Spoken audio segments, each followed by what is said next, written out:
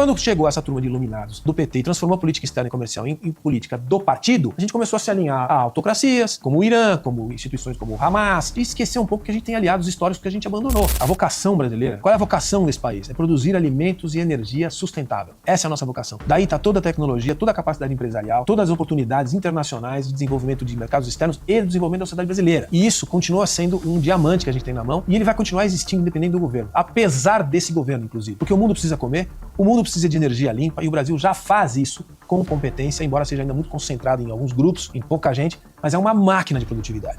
Então, proteína animal, açúcar, café, algodão, milho, soja, os grãos, as frutas, celulose e papel e assim por diante, uma quantidade de 20, 25 produtos que você coloca na escala, todos competitivos e demandantes do mundo inteiro. Isso vai continuar acontecendo, independente da variação de preços. O problema é que nossa política externa e nossa política comercial são políticas que adotaram posições que são contraditórias a esse interesse. Por exemplo, excluir sistematicamente os americanos da conversa, achar que os americanos não são importantes, hiperdimensionar a importância dos órgãos multilaterais e esquecer a importância das relações não excludentes. O Brasil é um país que tem história centenária de relações não excludentes. Significa, sempre se relacionou com todos. É a escola do Rio Branco, a escola do Barão do Rio Branco, lá de trás, do Itamaraty, sempre relações cordiais com todo mundo. E o Brasil sempre teve. Quando chegou essa turma de iluminados do PT e transformou a política externa e comercial em política do partido, a gente começou a se alinhar a autocracias, como o Irã, como instituições como o Hamas, e esquecer um pouco que a gente tem aliados históricos que a gente abandonou. Alemanha, Itália, Espanha, França, Inglaterra, Japão, Estados Unidos, Canadá. E isso criou uma desconfiança do mundo em relação ao Brasil. Então o negócio em si vai bem. Ele está numa fase ruim ainda, mas ele vai voltar, porque o mundo precisa do Brasil. Mas o governo precisa ajudar, ou pelo menos não atrapalhar. E ele atrapalha demais.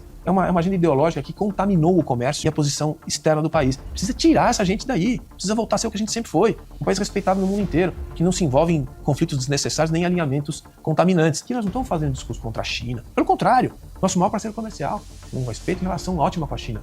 Mas relação estratégica, como diz que o governo diz que tem há 20 anos, não tem. É pragmática. Do lado chinês é pragmática. O dia que ele não precisar comprar da nossa soja, ele não vai comprar. E ele está tentando fazer o máximo para reduzir a dependência da soja da gente. Não vem chamar relação estratégica só porque o cara compra muita soja de você. E é isso que o PT acha que faz.